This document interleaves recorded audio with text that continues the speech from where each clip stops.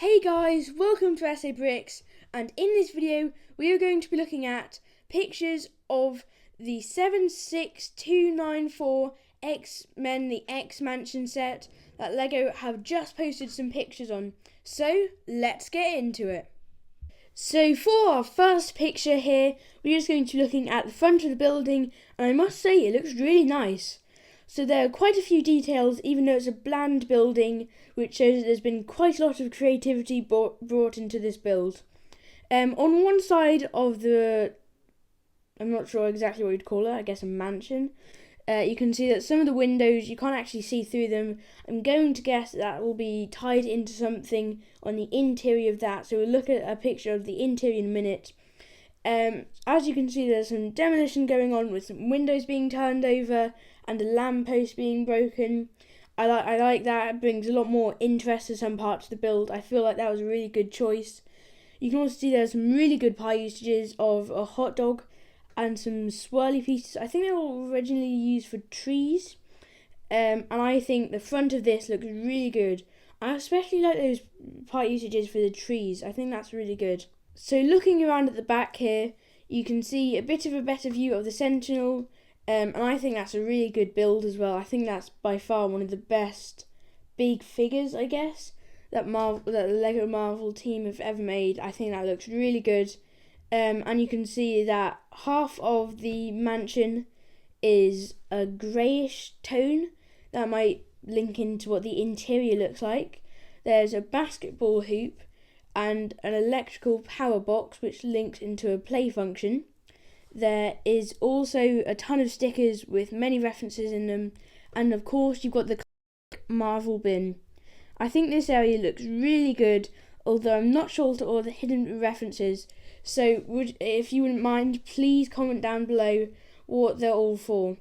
As you can also see, there's a tiny lever sticking out of the back, and I'm fairly sure that's for a play feature at the front where you can make the top tower fall apart. So this build splits into three sections. You have the right tower, the left tower, and the centre tower. And I think that's pretty cool in case maybe you wanted to make your own thing, maybe starting with the middle tower and then making some smaller sections if you wanted it to be a bit of a smaller build, seeing that it is actually a tiny bit bigger than most modular buildings, which I think is a problem that many people, including me, are going to have in terms of fitting it into their collection. But I think that was a very good choice to split it up into three sections, so well done to the designers for that. So here's the interior that I was speaking about earlier. It seems that we possibly have a weaponry or an armory, maybe even a test room for them to practice their skills. I think that might be what I think it is. I'm fairly sure there's some really cool play features in here, and I think this room looks overall pretty good. It is a tiny bit packed though, so I don't know, maybe it'll look better in person, but you get to see a good view of the minifigures here as well. So next up we can see a room where Professor X is sat. It looks like there might be a medical bed there and a radio in a shelf. It also looks like there's an elevator behind him. I'm just guessing that by the two buttons on the doors which LEGO have kept putting in modulars for elevators. This room looks pretty good, and it once again gives us a better view of the minifigures. So next up we have the minifigures, and first up here we have Wolverine. I'm fairly sure he's a repeat. I'd really love to have seen some of the parts from the CMF of Wolverine. We got like the printed arms and side printing on the legs.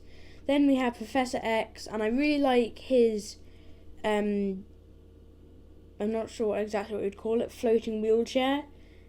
But it is really a shame of the minifigure because I'm fairly sure that all the pieces that make it up are reuse. Then we have Storm. She's fairly similar to CMF, although the torso print is a tiny bit different. She has a really cool cape with some nice detailing and a bit of electric by her eyes.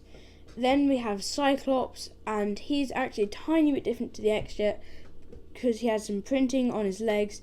He also has a little laser beam that you can put in his hands to make it look like a laser shooting out of his eye. Then we have Rogue. She looks pretty cool. She's got some printing in her hairpiece, but she is the exact same figure that you get in the X-Jet. Then we have Iceman. He looks really cool, but I feel like it could have looked so much better if he had some sidearm and leg printing. Then, a really cool minifigure, we have Gambit, and I think he looks so cool. It would be nice to have seen a tiny bit of grey jewel printing on his legs though. I think that this minifigure is really well executed though. I love I think it was originally used for an Ninjago piece that holds his playing cards. I think that is a really good minifigure and possibly the best out of the set. Then we have Bishop. He's an exclusive minifigure and I think he looks really good. I'm fairly sure that's an Avatar hairpiece he uses and I think that works really well on him. Then we have Magneto and he looks really good. He has the new rubber cape. I don't know how I feel about that, but it is nice to get it in some more colours for customization. I really like the helmet and I think that's all around a really good minifigure. Then finally we have Jean Grey. I think she looks really good, though could have done with some leg printing like many other of the minifigures in this set. But moving back to the X Mansion again, as you can see we have a picture of another room here.